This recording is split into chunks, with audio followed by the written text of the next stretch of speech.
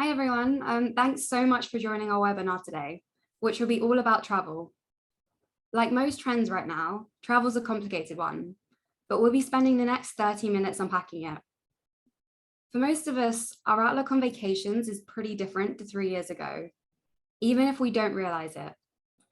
And it can be tricky for travel services to keep up. So we're going to discuss how consumers are feeling and what their plans are for the year ahead to help companies get ready for 2023.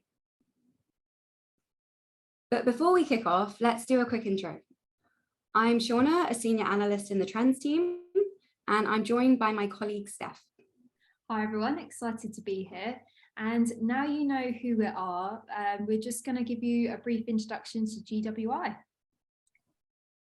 So for anyone who doesn't know us, we're an audience insights company. Our SaaS platform and custom data products are used and trusted by the world's biggest brands, media organizations and agencies to gain a deep understanding of their audiences at speed. So this webinar uses research from our core flagship survey, which has data in 50 markets and represents 2.7 billion people worldwide. We're also using GWI Zeitgeist, which is our monthly recontact study, and most importantly, GWI Travel, which is our brand new data set, which shines a spotlight on today's Globetrotters. And like our Zeitgeist research, it also syncs with our core data and is available in 10 markets. Yeah, and we regularly add new countries to these products as well, which is always exciting. But now let's move on to the reason you're all here, the trends themselves. I'll kick off by looking at how travel's doing on a global level. The number of consumers making purchases is generally climbing. Some markets have had stronger COVID policies preventing people from traveling, which is especially true of China, as you can see. But outside this market, there's been a 44% rise in consumers buying vacations abroad since this time last year, and a 15% rise in those saying they're planning to. Vacations abroad were actually the fastest growing major purchase in our latest wave of data. We're not back to 2019 figures just yet, but the industry is definitely doing a lot better. Ryanair and Airbnb are two of the many travel companies that have seen a rise in passengers, guests, or sales in 2022. Right, and travel levels are likely to remain steady in the upcoming months, if not recover even more. But the industry does have a few things working against it, like staff shortages, airline disruption, and rising inflation, which are all worth a mention, as the latter could actually jeopardize all consumer spending in the long term. So 10% of consumers say they would take a vacation abroad, but won't this year. And among those who aren't traveling at all, cost is the main reason why. And according to the Consumer Price Index, US airfare jumped 18.6% between March and April this year, which is a highest single hike ever. So it really makes sense why some people are aiming to stay a bit more local. Right, inflation will probably be the main thing impacting travel's recovery in the near future. But for the majority, at least one holiday in some form or another is pretty much non-negotiable. In July, we asked people what currently brings them joy, and travel came fourth on the list. We then asked them what they thought would bring them joy in the future, and travel came in second place, which really suggests that people are increasingly prioritizing their holidays. Yeah, 100%. And something that really stuck out to me across our Zeitgeist studies was how low travel was on the list of things to cut, even when inflation was a factor.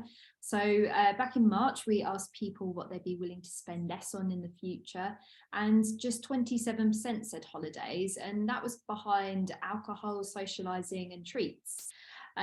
So on the whole, holidays count for a lot, which is something that travel marketers have been doubling down on. So for example, the airline Clear Trips latest campaign put material items like a new iPhone next to images of international flights that we could buy for the same price, kind of reminding us that making memories is more important. Yeah, I'm sure I could travel more if I cut back on other things during the year. But that aside, this greater appreciation for travel is largely why the number expecting to spend more money on next year's holidays abroad is higher than the number predicting they'll spend less, which is what the chart on screen is showing. 25% aren't able or willing to up the budget, but those planning to are more likely to describe themselves as fashion conscious, adventurous, and outgoing. And many are keen to create these priceless moments and put them online. We all responded differently to lockdowns, but they seem to have created a sense of urgency for these socialites who will probably never take travel for granted again. Yeah, and another thing that really hammers home these differences in outlook is a steady increase in the number of premium flyers, which has shot up in countries like America and Canada especially. So American Airlines said it's got a goal to increase premium seats by 45% before 2026. And Air Canada has announced that it's upgrading its in-flight services to include more luxurious offerings. And our data suggests that this is a smart move because as some customers look for ways to save, others are seeking more of a luxury experience during these hard and uncertain times. And flights are just one of the many things that they're indulging in. So on to the next section now. For those of you who've been following travel trends in the news, you might have noticed quite a lot of articles around the rising popularity of staycations. So we're going to spend a few slides unpacking this. So just to be clear, people have always taken more domestic trips than international ones. In our 2019 core research, 74% said that they took a domestic vacation yearly, and this was compared to 48% for vacations abroad. So we shouldn't assume that this is just down to the pandemic. And regardless, we would expect more to be planning a trip in their home country in the next 12 months, which they definitely are. In fact, pretty much everyone who is planning on traveling in the next year is essentially going to take at least one domestic trip, which means that domestic vacationers are pretty much synonymous with all vacationers. Even so, the number of those taking an international break is still fairly high, maybe even higher than you might expect, given that this data was all collected in Q3, which was when all the travel chaos was going on. So at least at a first glance, it doesn't seem like the rise in domestic vacations is causing a move away from international ones. Yeah, and I mean, staycations are such a region-specific trend as well. Globally, the number of those taking domestic trips hasn't quite reached pre-pandemic levels just yet. But I mean, it's really taken off in certain places. This slide shows the countries that have seen the biggest percentage increases in people taking a domestic holiday every 6 months between 2019 and 2022. And some of these countries have really ramped up their domestic holiday ads. Is, for example, Tourism Australia created a video of a CGI kangaroo traveling through the country to point out all that its vast landscape has to offer. Some staycation marketing campaigns have clearly had a lot of success, but travel companies will need to center their content priorities around where their customers live and which holidays are gaining traction there. Also, countries like Canada, New Zealand, and Australia just have the advantage of being bigger and having more geographical and cultural differences. In Canada, for example, there are so many places where domestic travelers can learn about indigenous heritage. But I mean, there might be less of that kind of thing on offer in other markets. Yeah, no, our data shows this trend in action. So vacation planners in France and Spain are most likely to say that they go abroad to experience a new place or a new culture, with those in China, Singapore, Canada, and Japan being the least likely to say this. And aside from the perceived lack of culture on domestic trips, recent research by travel experts on the beach showed that a UK-based staycation isn't always the cheaper option, even though many of us looking for a budget holiday might assume that it is. So if more people recognise this, it might give extra wind to the idea that domestic trips should be a supplement to, rather than a replacement for vacations abroad. Yeah, and I know many consumers already have this mindset. Cool, so next up, we're going to map out the broad spectrum of travellers by looking at the different kinds of holidays consumers are looking for. I think if I had to guess the most common word people think of when they hear holiday, I would probably go for beach, but this can be a very subjective thing. As we're going to see in a moment, beach breaks are the most popular type of vacation in some European markets, but nature holidays are actually the most popular worldwide. And I think this is particularly interesting in a post-pandemic context. Having been cooped up indoors for so long, many travelers really want to reconnect with nature. So various hotels around the world are introducing green spaces, giving their rooms an outdoor theme, or offering more outdoor activities like biking and kayaking. Yeah, and there's something to be said about trips to visit family or special occasion getaways being so high up there. If you take Christmas, for example, people are desperate to see family, and some won't be able to do this for the third year running due to high costs or low availability or restrictions. So travel providers need to step up their customer service and demonstrate empathy over the next few months, especially. Another thing that we mentioned is that different holidays are more popular depending on what part of the world that you do business in. And we've pulled out 5 countries to show this. So this chart highlights which vacation type and international destination rank top in each market, just to give you an idea of how our data can be used to profile each country's travellers. So if we take Spain's Costa del Sol region, for example, it's known for its cliffs, beaches and bays, and is apparently putting more focus on German tourists instead of British ones in 2023, according to the Spanish Statistical Office. And apparently it's because German visitors spend more on its rural attractions. Right, and this seems to match up with our data. Spain is the most popular destination among Brits, but unlike Germans, they prefer beach breaks over nature ones. Of course, age also has a huge impact on the kind of holidays people want. This slide shows the company each generation typically travels with, which reveals some interesting points. Millennials are no longer a group of young adults disrupting the old order of things. With some of them now hitting 40, holidays with family or partners are out in front, as you might expect. That being said, they are settling down later than previous generations. And there's definitely a bigger split between those who have and those who haven't, which means friend trips are still very common. Yeah, and like millennials, Gen Z are also on course to hit those major life milestones later than their parents. And while travel packages and deals are readily available for couples, there's often less on offer for friends or solo breaks, which is an area of the market that could be better catered to. So Gen Z are not only the most likely to travel alone, but they're also most likely to say that the safety of solo travelers is important when booking a holiday. And Airbnb has actually listened to this.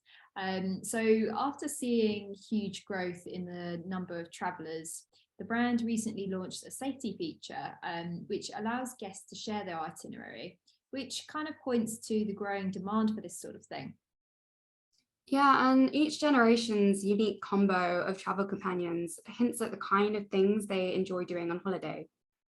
Those who typically take trips with their friends stand out most for wanting to visit casinos and take part in adventure pursuits, whereas those vacationing with their partner for enjoying spa treatments and fine dining. So knowing your audience's travel companions can help you get the vibe right in your campaigns.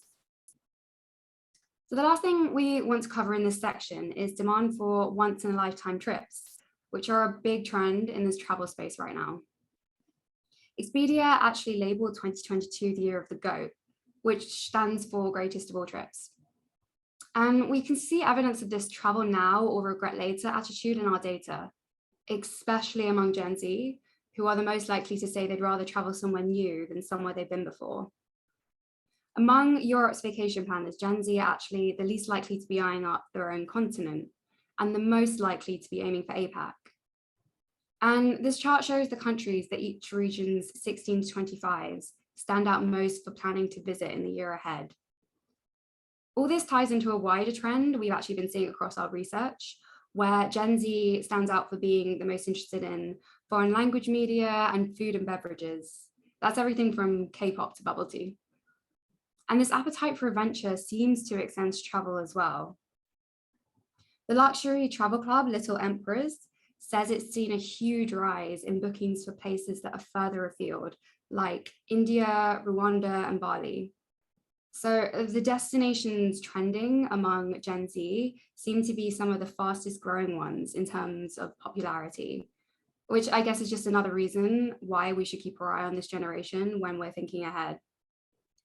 Cool. So next we're going to touch on people's attitudes towards sustainable travel and address the all-important question: how much do consumers think about the environment when they're making travel plans?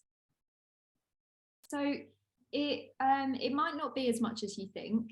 When we look at what people think are the most effective measures that they can take to reduce their environmental impact, cutting back on air travel is pretty low on the list. In fact, as you can see, it actually comes second to last, with only a quarter citing it. And this is likely down to a few things. So firstly, people are more likely to make daily lifestyle changes because they want to feel like they're regularly making a difference. So things like cutting food waste, cutting back on plastic, and recycling products are all high on the list. But they're less likely to think about reducing their air travel because it's just not something that they do very often. Vacations are a time where people typically cut themselves a little bit of slack. I know that I do, but that can mean that they're thinking less about their carbon footprint. Yeah, and the various lockdowns and restrictions we've lived through over the past couple of years, as we mentioned earlier, have really fueled this growing appetite for traveling further afield. And also during this time, many of us adjusted our priorities and the environment seems to have lost out. In fact, the number of US vacationers who say they're worried about the impact of their travel is down 13% since this time last year. And if you're interested in this topic, we cover it in way more detail in our latest annual trends report, Connecting the Dots, which highlights the role news publishers and brands play in managing Americans' feelings toward the environment. It's also worth mentioning that there's been a bigger drop in concern about the effects of traveling among some generations than others. Millennials and Gen Z are often seen as fierce advocates for the planet. But in the US, the number who are worried about their travel carbon footprint is down 16% and 14% respectively since mid-2020, with the biggest drop actually coming from millennials. This doesn't mean these generations don't care. It's just a sign that more are starting to feel that the responsibility should lie more with businesses and governments than individuals. Yeah, no, definitely. But even though consumers are less focused on the impact of their travel, our research suggests that they still want travel companies to help them make eco-friendly choices. So for example, they're more likely to pick one with a good sustainability policy. And while younger generations have seen the biggest drops in concern around the environmental impact of their travel, they most want brands to take the lead. So this is why options to offset flights have been cropping up in recent years, with airlines investing in sustainable aviation fuel. So realistically, most people aren't going to stop flying in the interests of the environment, but being eco-friendly could end up being the deciding factor when choosing between two travel providers. Cool, thanks, Steph. So we're going to move on now and take a closer look at the purchase journey before looking at how brands can land with travelers. This chart shows each generation's top 3 sources of travel inspiration. As we can see, recommendations from friends and family come out on top across all generations, but social media plays a much bigger role in Gen Z and millennials' purchase journey. I'm sure you've all heard a lot about TikTok over the past couple of months and years, and I'm sure you're all quite tired of it, but it does really warrant the attention. Another major trend from our annual trends report looks at how people increasingly search for products and services on social media, with more Gen Z now looking for information on these networks and search engines. Recent data from Google actually shows that nearly half of young people look to TikTok or Instagram instead of Google Maps or search for answers. Yeah, and travel companies will probably benefit from making their promotional material much more visual or inspiration driven than in the past, especially if they're targeting younger groups. And booking.com actually offers a great example. The online travel agency launched a TikTok only campaign, which showcased 7 dream getaways and gave users the chance to win one by liking, following, or tagging its videos. And then this leads us on nicely to the differences in the product research phase. As we show on screen, Gen X and baby boomers are much more likely to opt for more official sources, and that's like your brochures, travel books, or tourist board websites. So they're really relying on the voice of industry experts. Gen Z and millennials, on the other hand, are going to lean a lot more on social media and online forums. So apps like TikTok have demonstrated the value of customer opinions, driving younger groups to crave more honest reviews from real people. In fact, younger groups are much more likely to say they trust online reviews, and that's probably because they seek out products on blogs, microblogs, and video sites just much more than the average consumer. So if travel companies want to draw vacationers in, they really need to think about their audience first. Cool. Now we've looked at where people start their purchase journey, we're going to touch on where they're likely to spend. In the same way that consumers are making room for little treats like clothes or makeup at the moment, vacationers are generally aiming to spend on less pricey aspects of their holiday. Our chart shows that the average vacationer is most likely to spend extra on food and drink, with smaller luxuries like shopping and leisure activities taking precedence over like pampering, flights, or increasingly expensive rental cars. So even if the number of people splashing the cash is growing, so is the number of people looking for smaller indulgences, which means travel companies should focus on offering a broader range of products and price points. Among other things, generation affects what group people are likely to fall into, with millennials being significantly more likely to say they'd spend extra on flights, for example. Yeah, and again, this really hammers home the point that the cost of living crisis is affecting everyone differently, both financially and psychologically. But it's not just about the money itself, it's also about whether people feel like they're getting good value. So generally speaking, more flexibility in terms of paying or being able to cancel the trip makes customers feel like they're getting a good deal. When we asked what the most important elements of a booking a vacation are, free cancellation or rebooking comes out on top, with the ability to make easy changes not far behind. And this is especially true of travellers who are planning to spend less on vacations this year, because they're 22% more likely than the average to value the ability to pay in instalments.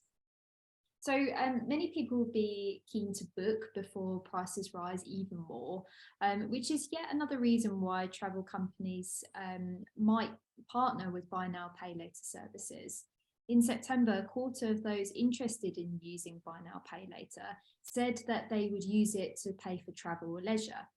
And these payment options are now very common in retail, and there's already quite a lot of demand for them to be used in travel services or travel purchases. Awesome, thanks, Steph. So just to sum up everything we touched on today. First up, travel is recovering, and the cost of living crisis doesn't necessarily mean this has to end. Next up, staycations have gone up in various parts of the world, but this isn't an all-round trend, and most consumers don't see them as a replacement for vacations abroad. Thirdly, many of us don't have the mental bandwidth to worry about the impacts, about our impact on the environment right now, especially when it comes to things like travel that we don't really do that often. Brand expectations are still high, but consumers want action, not words. And finally, travelers' priorities and preferences have shifted. More flexibility with bookings, additional options and price points, and trustworthy customer reviews are just some of the things that travel companies might want to prioritize in the year ahead. Well, that's it from us today. We hope we've given all of you some food for thought. If anyone has any questions, please feel free to reach out to our team email, which is on screen. Thanks again.